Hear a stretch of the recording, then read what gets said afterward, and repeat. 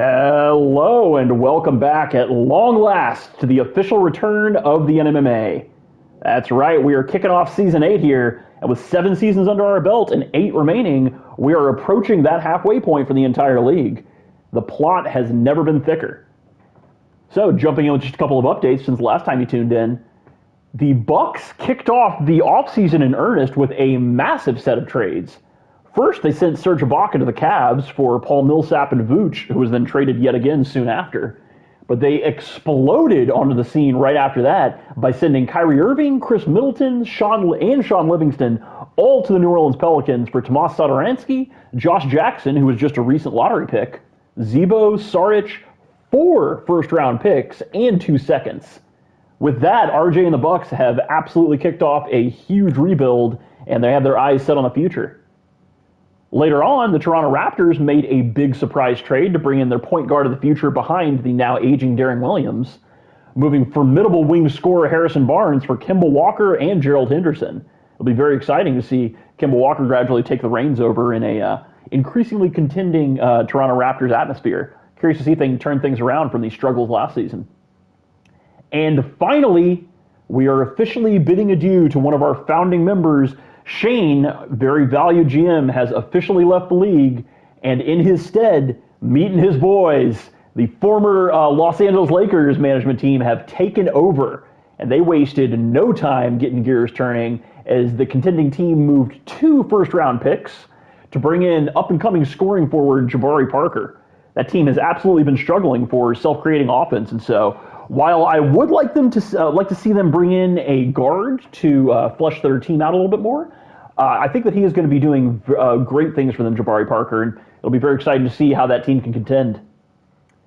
So just as another update for the league in general, amazing news, as everybody knows now, we have officially figured out all of the bugs that were governing the lack of inflation to the salary cap, and that was causing us to have to use the sheets to manually track cap.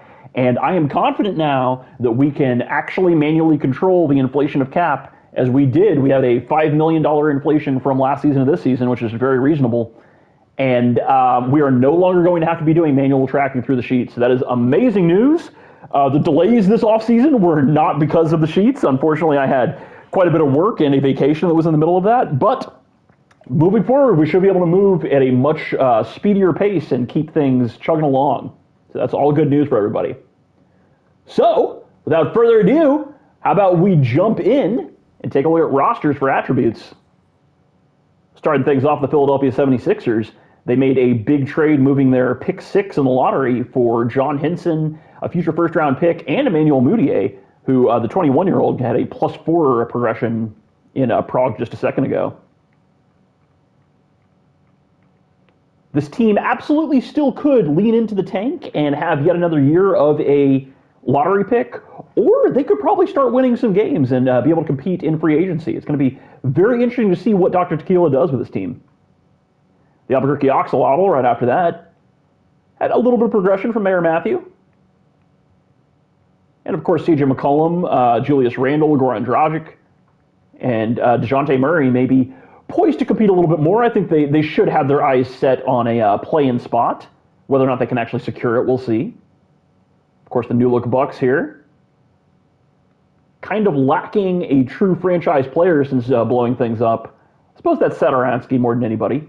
But everybody else is either aging out or still in high school, depending on all of the Milwaukee Bucks draft picks that are upcoming. Chicago Bulls are well into their contention window now. Going to be very curious to see which of these players they hold on to or if they choose to retool. Cleveland Cavaliers did not make that many signings in the offseason. They did bring in Danny Granger and Emeka Okafor, who are decent for deep bench role players as well as mentors, but not that much. Curious to see how much they can contend. Of course, having a top 3 of Jimmy Butler, I guess top 4 with Mirotic, Harden, and Ibaka is always going to produce pretty good results. Here, of course, are reigning champs, the Fighting Irish. Locke Morbin enjoying his extended vacation, not in Cancun. And as you can see here, the Las Vegas Gasms. That is right. This is the relocated Dallas Mavericks, who have rebranded since going to Vegas, and Szyzernaki's absolutely simple team with a dynamite offense made up of Dennis Schroeder, Brandon Ingram, and Devin Booker, not to mention recently drafted number 2 overall pick Donovan Mitchell. That is going to be a very exciting team to watch, even if they do have a couple of years of development before they're going to be in contention. Vancouver Grizzlies did have a pretty active offseason by signing none other than Dirk Nowitzki. This team has struggled for many years, and I'm curious to see if they can turn things around. The Atlanta Hawks now getting their first full season in earnest with Paul George at the helm.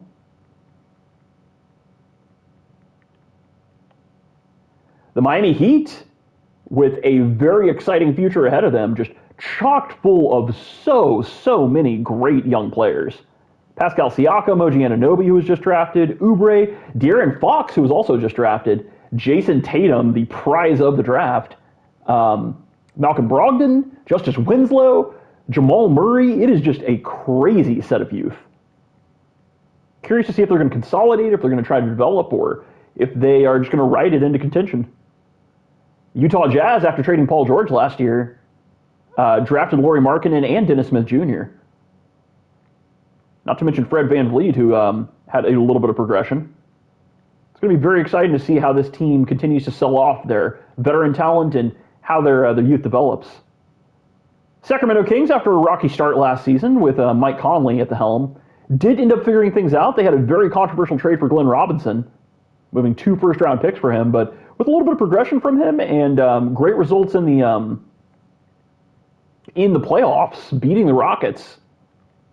You got to think that the Kings are going to become back at the plate swinging soon enough. The New York Knicks didn't make that many moves in the offseason. Did bring back Andre Iguodala, who is now entering the twilight of his career. Los Angeles Lakers amazingly still got +1 for Ajinça. Not much else to report here. Drafted Harry House. The Orlando Magic also didn't make too many moves in the offseason. Still should be in the playoff race in the East. The New Jersey Nets had some incredible progression for Ben Simmons and a couple of their other players, as well as drafting Kyle Kuzma. So this team may be a little bit better than they were last year. I really liked their acquisition of Kyle Lowry. The Nuggets did have a little bit of regression from Greg Oden, but still an absolutely dominant, strong core here. Indiana Pacers brought back Carmelo Anthony from unrestricted free agency. That was good news for them. With some good prog for both Towns and Jokic, they may be ready for a little bit of a playoff run. Probably have to bring in some guard depth. The Pelicans, of course. Now the new look with Kyrie Irving at the helm. Very curious to see how this pairing between Irving and Beal is going to work. They kind of lack a true big. I guess they have Clint Capella, who did have some good progression, but he is pretty much their only true big on the entire team. So they may need to bring in some more pick setters to properly utilize all of the shooting and guards they have. Pistons, loading themselves up with a ton of picks and having some good progression from Hield and McLemore. The Raptors, of course, acquired Kemba Walker in the offseason. Very excited to see how he pairs with Nick Young, Flores, Darren Williams, Valanciunas, Anthony Bennett, the team of a lot of misfits who you wouldn't think would fit together, but 2 seasons ago were the 3 seed, so I kind of think they can turn it around again. Houston Rockets had some great prog for Embiid and Brown. We signed Patrick Beverley as well. Brought my favorite Rocket of all time home. San Antonio Spurs, not much to be said. Brought back a couple of new players in the offseason. But just a very solid core. Curious to see if they're going to make any sort of moves to raise their ceiling or if they're just going to keep riding it. They did have some prog to Dame, which is good. Phoenix Suns went into the new season with only 7 players signed, and so a lot of these were auto signings. Some of them were kind of curious, like Tyler Ulis at 22 years old may have somewhat of a role on this team. And they are allegedly looking to sell both Dwayne Wade and Al Jefferson. So stay tuned to see if that team is finally going to be shaking things up now, almost 8 seasons in. Seattle Supersonics had some good progression for D'Lo and Levine. After trading for Batum at the trade deadline, I think they helped a lot of their depth issues. I think they should be back and better than ever this season. Of course, the exciting Minnesota Timberwolves, after acquiring Jabari Parker and being under new management, they have been absolutely dedicated to the defense for 7 seasons now, but really lacking in terms of the shooting and scoring department. So curious to see if they're going to make any sort of adjustments. Blazers had some incredible progression, especially for Kristaps Porzingis. But not just him. Oladipo, Adams, Wiggins all went up a good amount. So they're probably going to be looking to be in the playoff race. We got a very, very deep West, as is always the case, apparently. And the Montreal Voyageurs finally out of the dark ages. Man, it feels good, Dilks, doesn't it? They drafted both Markelle Fultz and John Collins after moving down from one of their picks. John Collins then had a good incoming rookie event, which was very fortunate for them. So with them having their picks now moving into the future, they probably want to tank, especially going into this amazing upcoming draft. But soon enough, they will be back in contention. Very exciting for Montreal. Golden State Warriors heavily blew it up and drafted Bam Adebayo, pick number 3, who was unfortunately hit by a negative rookie event. But also Dylan Brooks at pick 15, who was hit by a positive one. So kind of balanced things out for them. They had some good progression for Gabriel Hunter as well. And to round things out, the Washington Wizards, of course, our darling of the last half of last season. Dwight Howard and Kevin Love continue to be probably the best front court pairing in the entire league. They had some good progression for Tyler Ennis, who is 84 overall, at only 20 years old. That is looking great. Brought in Derek White. You know, this team, I think, is going to be a very formidable opponent for a lot of the East teams that seem to take things for granted. All right, next let's take a look at cap tables. You'll notice that the salary cap is turned on here, and you do not need to fill out your sheet, very fortunately. So this representation of the team salary total and salary cap, and I think luxury tax are all accurate. Luxury tax I have not audited, and we did have a bug with that last season, so don't necessarily pay any mind to that, but that only matters for repeater tax teams anyhow. Axolotl with $35 million in cap. This may be the season that they want to move some picks in order to bring in a star. I feel like they're kind of lacking a star small forward, unless they really believe in Ortiz. The Bucks with, what is that, like almost $50 million coming off the books between Millsap and Randolph after this year? Those are going to be tank commanders if I've ever seen it. And then they will have a ton of cap space for the upcoming free agency.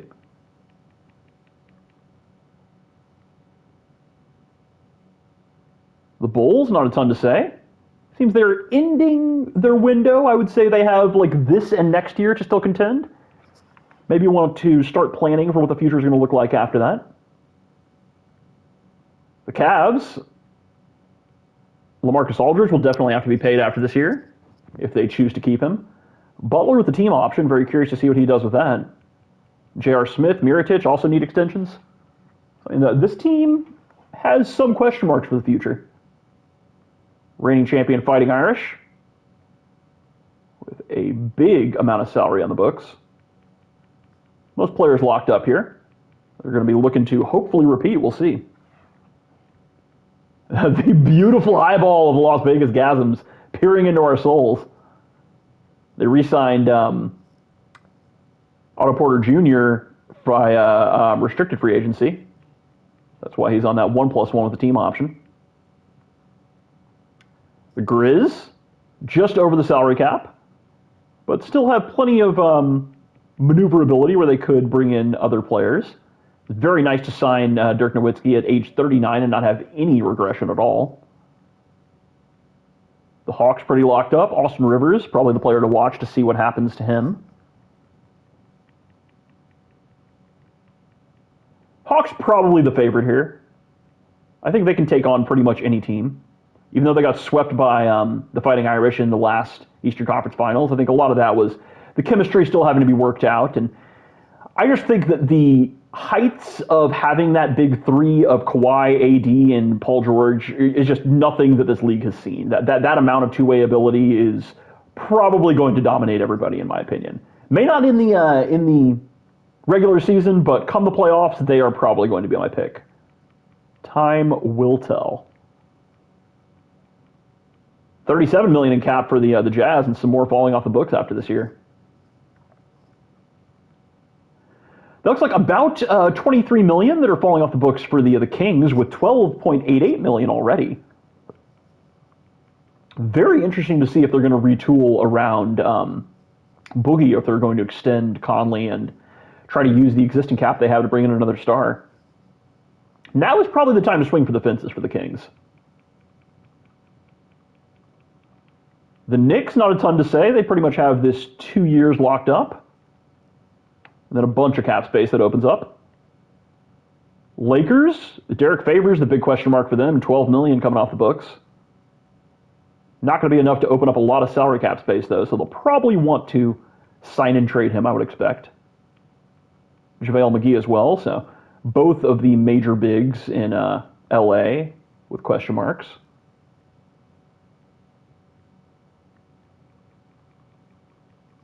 Not a ton to say here about the Orlando Magic.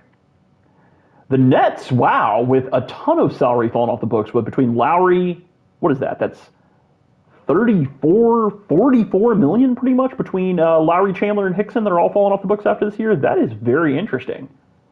This could be a team that wants to try to win as much as they can this season and then use all of that cap space that's going to open to sign a star. That is a max slot. So that is big news for the Games. Hopefully he is going to utilize that well and try to win some this season to be an appealing destination. Pacers just over the cap. That Jokic extension not hitting this season, but next. Is this going to be enough to truly compete in the East? Time will tell. I'm not entirely sure. They probably want a good backup guard, and they need defense for sure.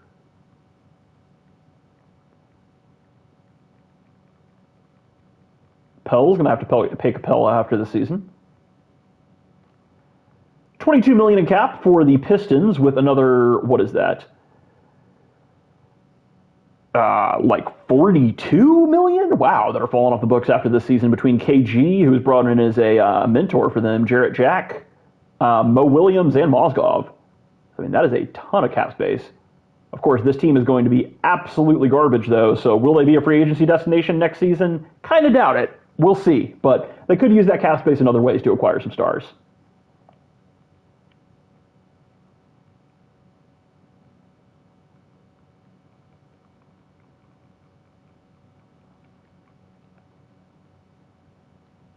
My Rockets have Jeremy Lin, Ryan Anderson about to expire,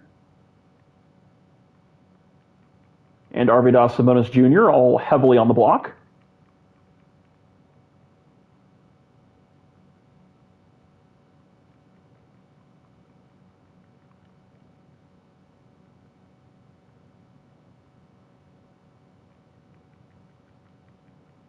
Ton of cap space for the Suns, and if they move off of Jefferson and Wade, even more.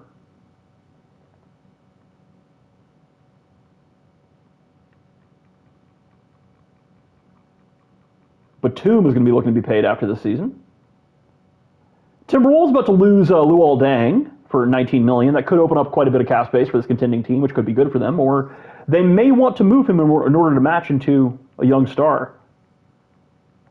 Meat just has a ton of options at his disposal. Locked up Portland Trail Blazers.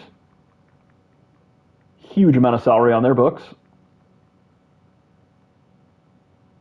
Voyagers with a ton of cap space.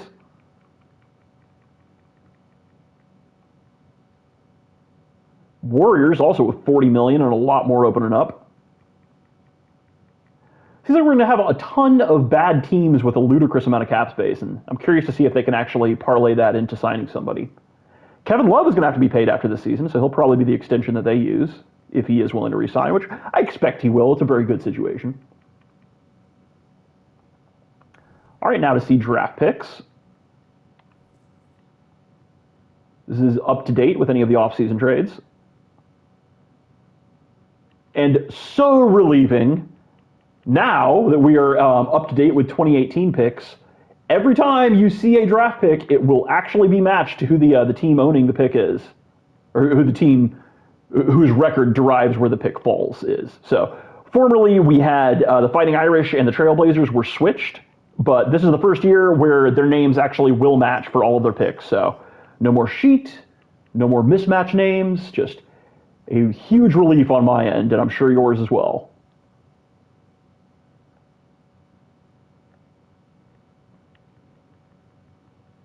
Still a ton of picks for the Hawks even after acquiring PG. Curious to see if they use that to try to bring in anybody else. We know the Cookie is stingy with his picks. Jazz, honestly, with fewer picks than I would have expected.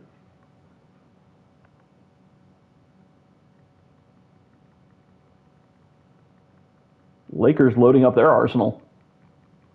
Already have a very strong backcourt with Brandon Knight and Monta Ellis, so curious to see if they add to their front court now. Nets also with a healthy amount of picks.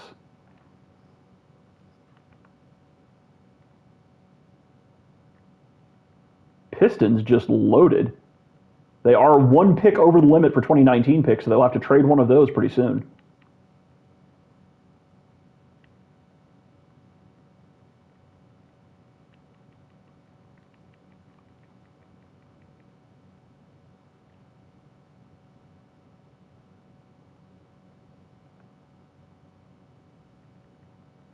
Voyager's totally loaded as well.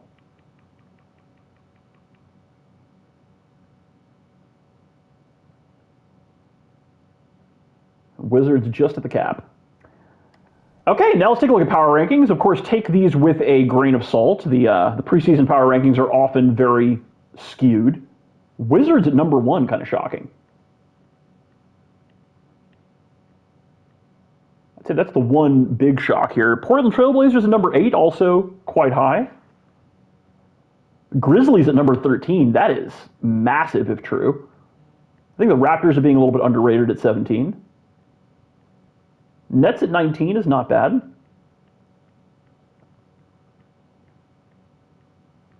Otherwise, seems reasonable. I think the 76ers are low. I think the Raptors are low. I think the Nets are probably dead on, but maybe a touch low. I think the Grizzlies are a bit high.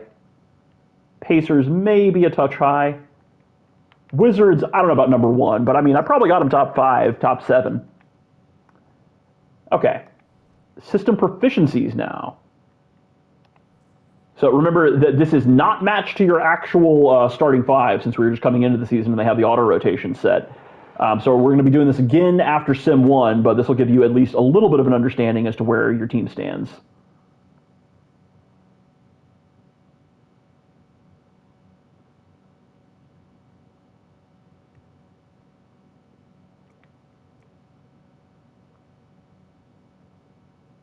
Probably want Fultz here, huh? Yeah.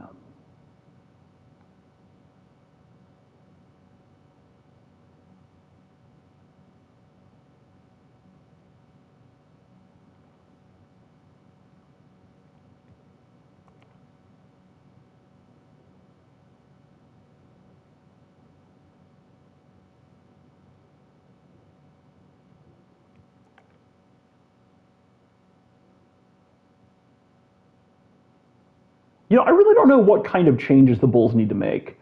I sort of think that part of the problems that they've faced in the past season is that they just kept making too many trades and never settled into a new chemistry. So maybe staying the course is going to be enough, and they can be a top 3 seed, and that'll be enough to actually, build the momentum for the playoffs. But maybe they need to make a tweak or two. Kind of hard to tell. With the way that they're aging, it's Chimmy definitely has a lot of difficult decisions to make.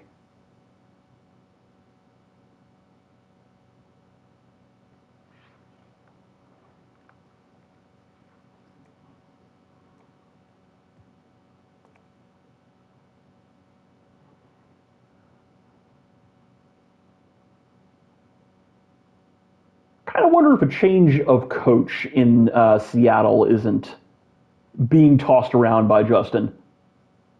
I feel like that may partially explain why they haven't reached their ceiling.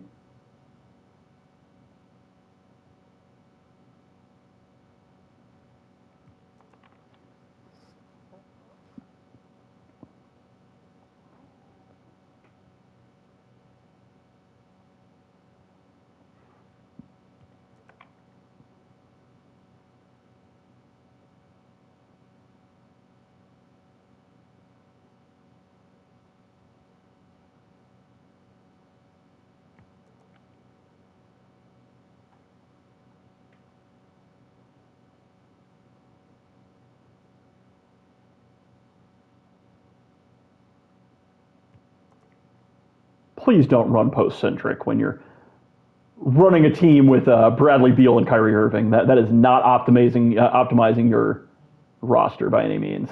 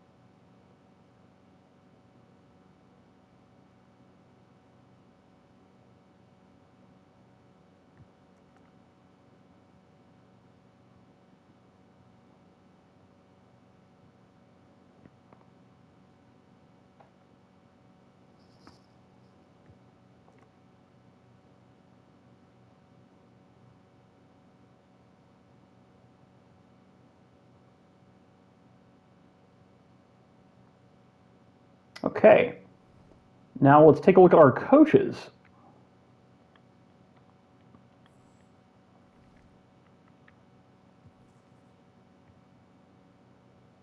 All right, we're just going to go through each of the coaches and do our seasonal tradition to see if anybody had any sort of progression. Of course, we have no sort of confirmation as to whether or not coaches even do progress, but because we have the potential value, it is good to have this data, and then maybe one day we'll go back through the other start of season videos and see if anybody has progressed.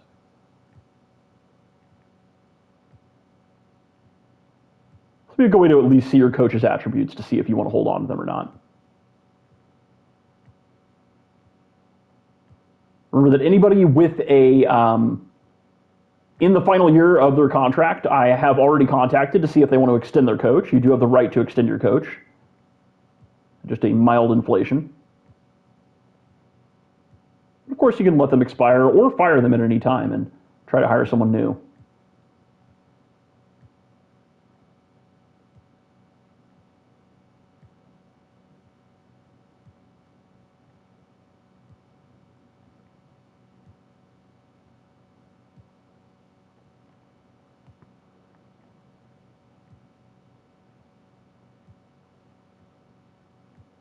If I did miss extending your coach, then please let me know.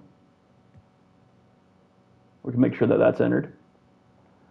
Okay, now let's take a look at the candidates. First, we're going to sort by offense. Looks like Kenny McCormick leading the way.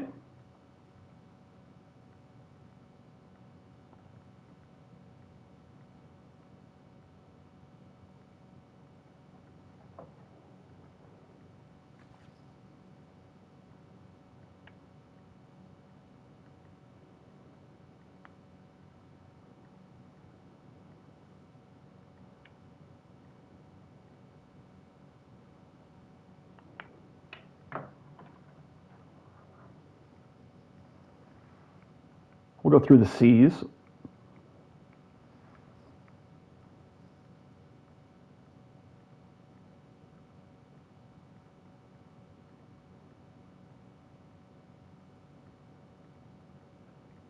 Okay. And now let's do the same for defense. Purdue seems like a very good coach for people to target. B+ offense and A- defense is quite good. I didn't see his badges, but make sure to take a look out for that too. Remember that you can hire a coach and an assistant coach, but we leave all of the other, the red coach slots to be automated by 2K. A little bit too much to get involved with, and the evidence that they actually make any sort of major difference for your team is very low.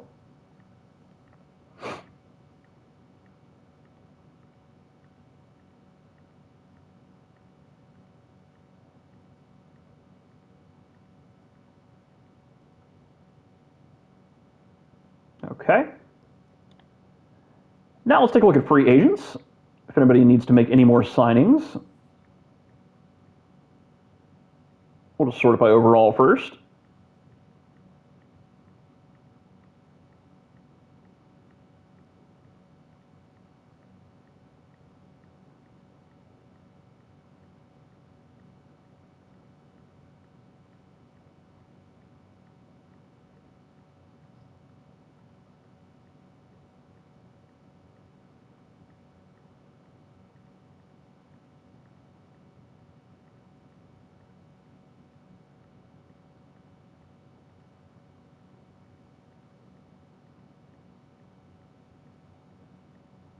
We'll go through 72s.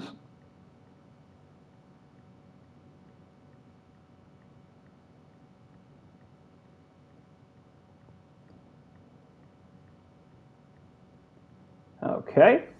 And now let's take a look at free agents by age, in case anybody wants to sign a flyer.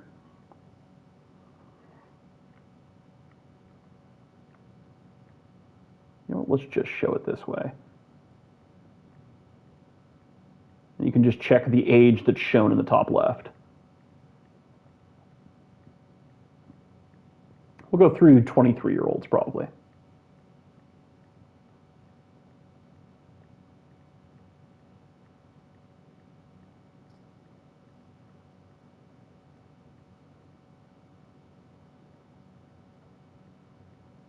There's a few players here that are probably worth taking a flyer on.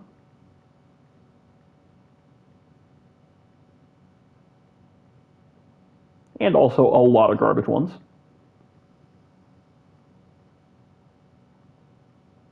You know what, 22 is actually fine to go through. I don't think we need to show through 23-year-olds.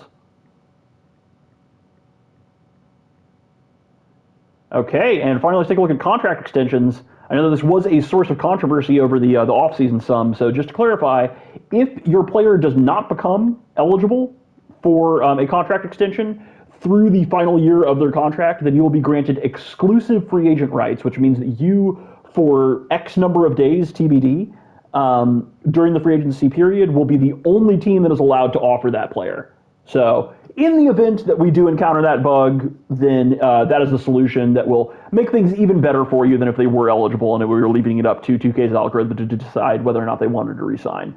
I don't think we're going to encounter that. I think that everybody in their final year of their contract or their second to last year, we don't know exactly what dictates one versus the other, but I'm pretty sure that all players are going to become eligible in one of those two.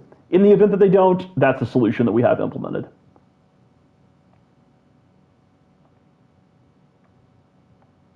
Yeah, there's no one there, huh?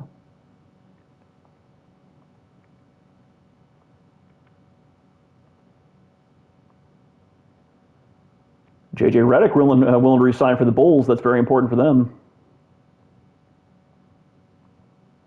Jimmy, Mirotic, Lou Will, Aldridge, J.R. Smith, pretty much everybody for the Cavs. Undecided for Demo.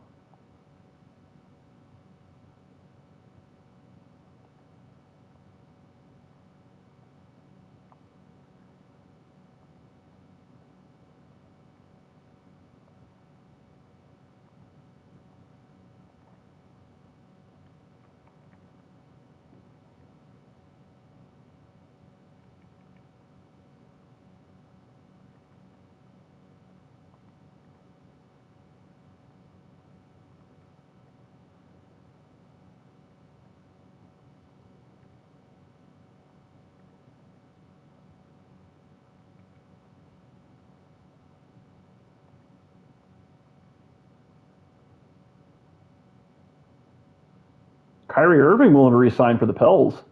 That is huge for them without playing a single game.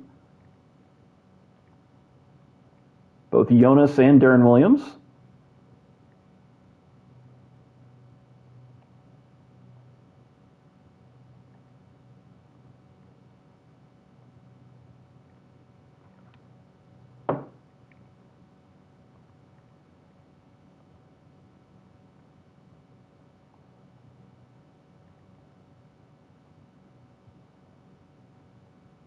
Okay, that'll wrap it up.